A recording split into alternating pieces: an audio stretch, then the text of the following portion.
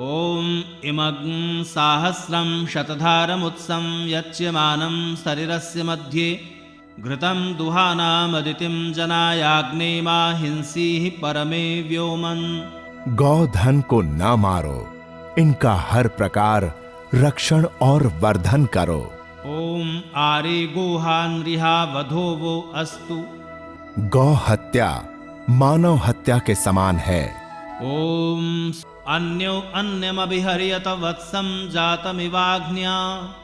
आपस में हम ऐसे प्रेम करें जैसे अग्न्या गाय अपने बछड़े से करती है। ॐ धेनुं सदनं रयीणाम्।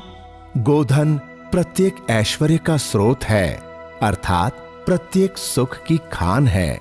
इतना ही नहीं, ऋग्वेद का संपूर्ण छठा मंडल गोधन की महिमा का बखान करता है। ॐ आगावो अग्मन्नुत भद्रमक्रंसीदन्तु गोष्ठैरणयन्त्वस्मे।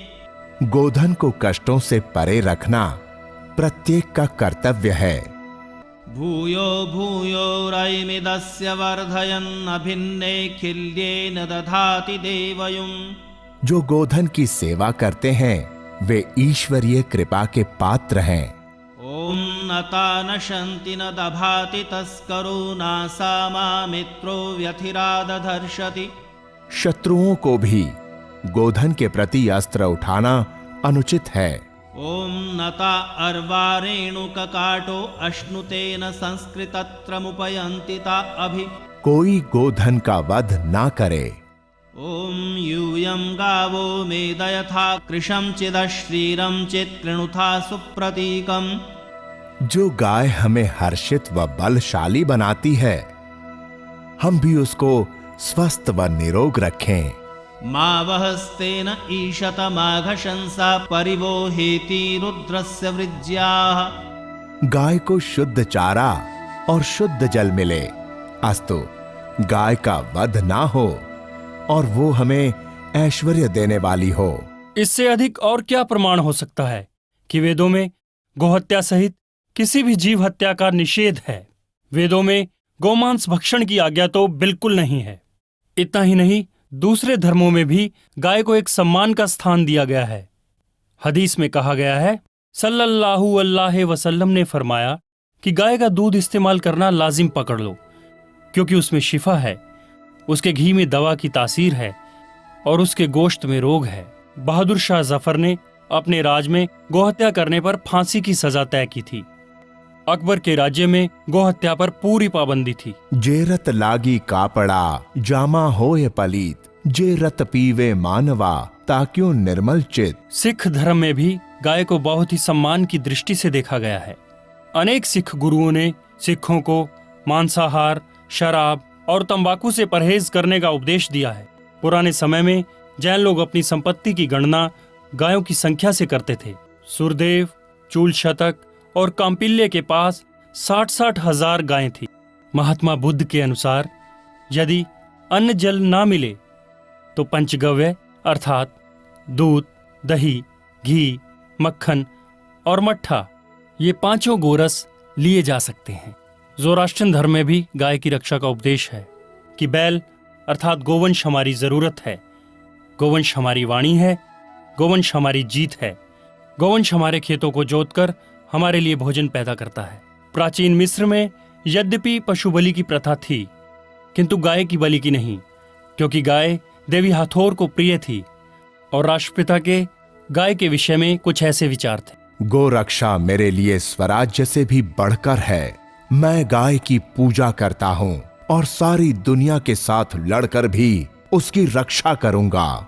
एक और भ्रांति समाज में ये फैली हुई है कि गोमांस में प्रोटीन की मात्रा बहुत अधिक है, जबकि सच्चाई ये है कि सोयाबीन, मूंगफली और दालों में प्रोटीन की मात्रा गोमांस से कहीं अधिक है। गाय हमारी ग्रामीण अर्थव्यवस्था का आधार है।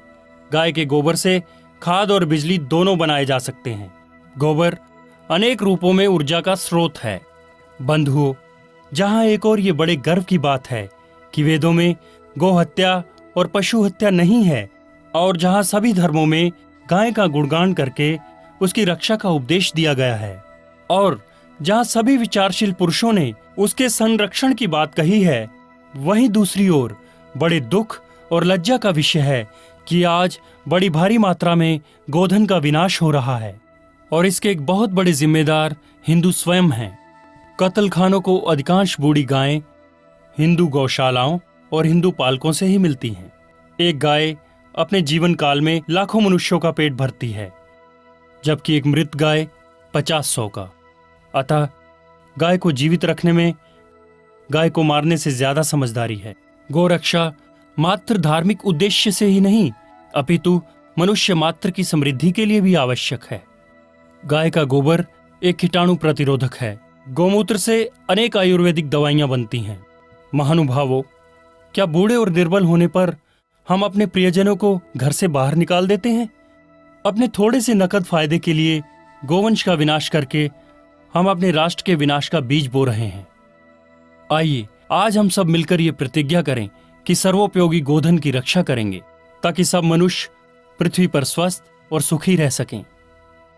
नमस्ते। समानो मन्त्रः समितिः समाने,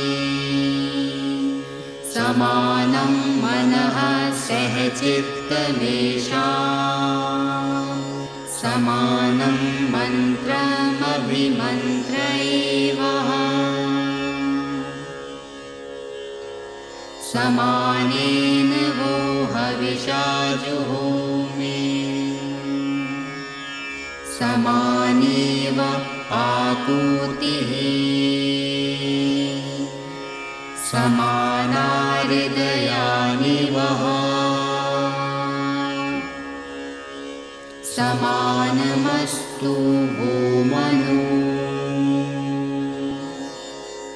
यथा वः सुसहासति।